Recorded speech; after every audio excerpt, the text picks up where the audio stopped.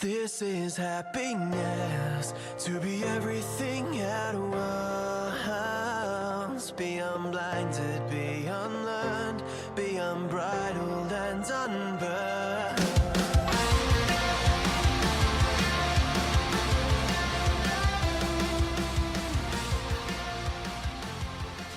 Hey guys, welcome back to a brand new episode of Mood Prep. My name is Dave Nixon, and today I'm going to talk through the this idea around the imposter syndrome. Now, the interesting thing, I've actually talked about this before. I'm gonna while I'm doing the podcast, I'm actually going to look back and see which episode it was. But I've talked about the imposter syndrome before, but I just want to touch back on it again as well for a whole range of reasons. Now, the interesting thing around the imposter syndrome is that it's not actually a thing. Like, it's really crucial to understand that there's no syndrome that is actually the imposter syndrome. It's a label that we created to name something, a shared experience. But even then, it's like each person has their own variation of that experience.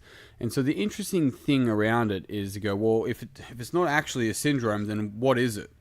And often what it is this confusion of identity, or really deep down is often a lack of trust in ourself.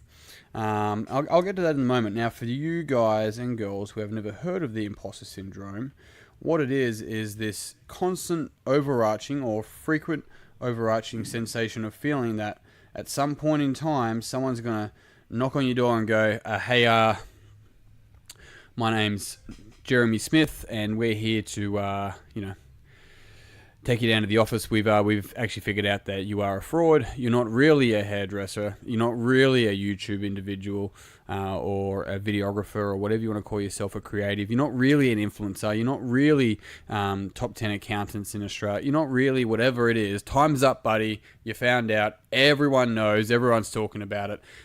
You should be really shameful, and we're going down to the station.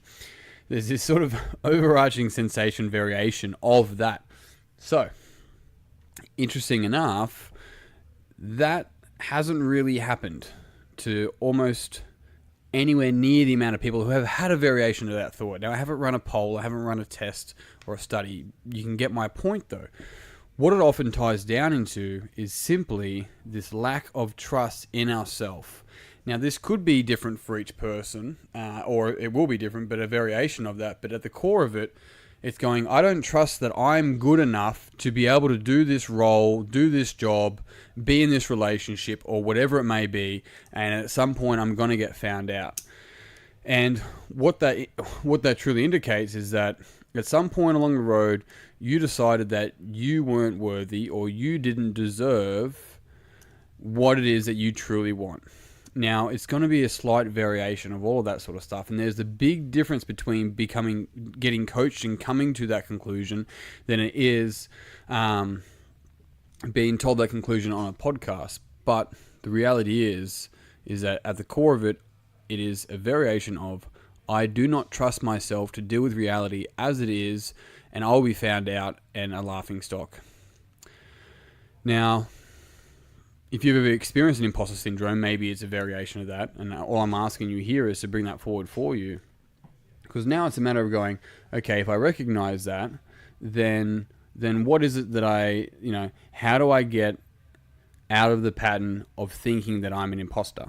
And as challenging as it is, the answer to that is to go quite to the core of your own sort of beliefs and frames that you have around you holding your position. So maybe it is that like you're actually quite good at what you do, but you have this frame somewhere in your unconscious from some fucking memory from your childhood or whatever that says, I don't deserve what I want.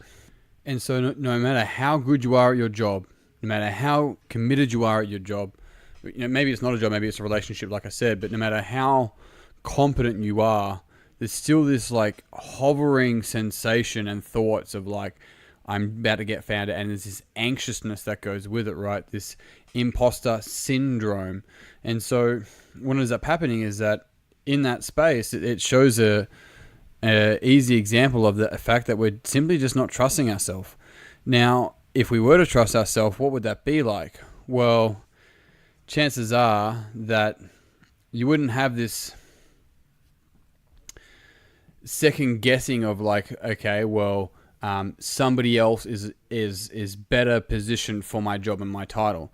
Now, if we were to take that and run with it, then we could apply it everywhere. But then who would take that person's job and title? What job and title would you take of someone else's?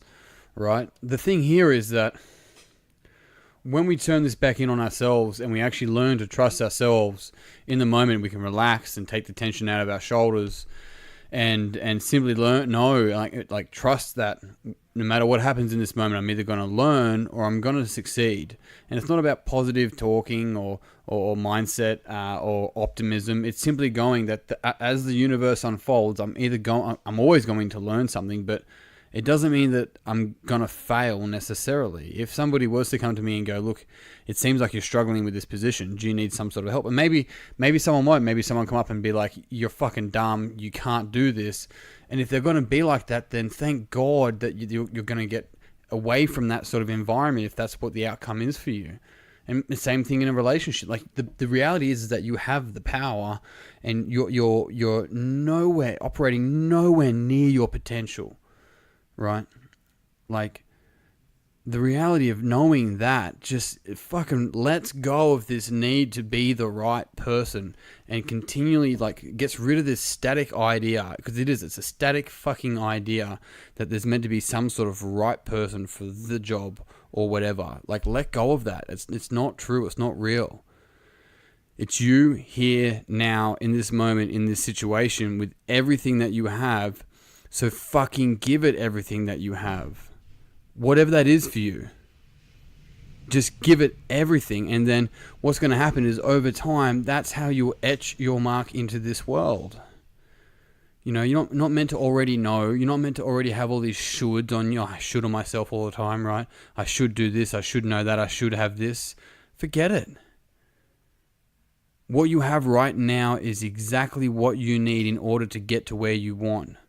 Right? You're like, no, it's not. I need this. It's like, yeah. And what you have right now can get you to having that as long as you continually commit to it.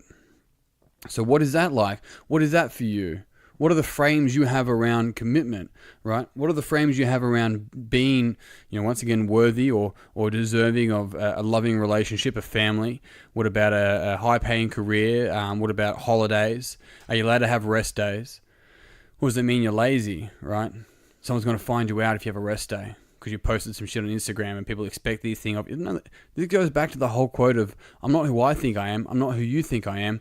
I am who I think you think I am. And it's just like, stop thinking about that bullshit and just let yourself be, unravel as you are, and move forward to what's truly important to you.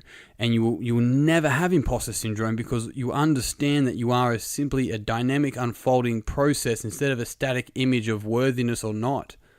Worthiness doesn't even come into the idea. And this goes back to the whole pearls beyond price, right? The value of the pearl is inherent. You cannot take that away. You can put a dollar value on it and it comes and it goes depending on demand and all sorts of things. But the pearl itself is everything. So you're the pearl. And when we understand that, we start acting like the fucking pearl and not the friggin' stock market that's saying how much the pearl should be worth. It's irrelevant. And when we know that, we can actually show up in the moment. We can show up like we're fucking meant to be there.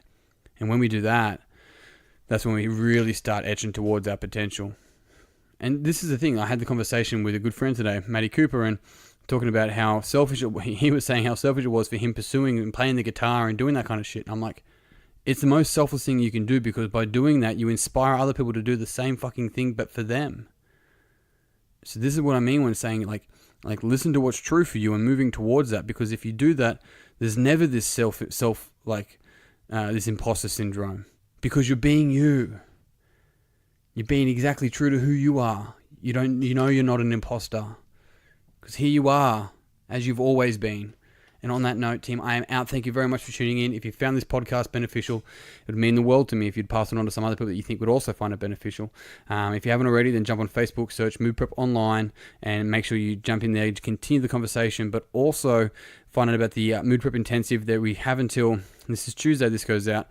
The early bird tickets go up as of Tuesday night, 9 p.m. Australian Eastern Daylight Time. So if you want to come along, make sure you grab your tickets. Otherwise, that's it. That's enough from me. I'm done. Until tomorrow, peace and pizza. Kick today in the dick, slay the dragon, and I'll see you soon. Ciao.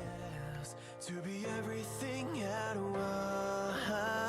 once, be unblinded, be unlearned, be unbridled and unburned.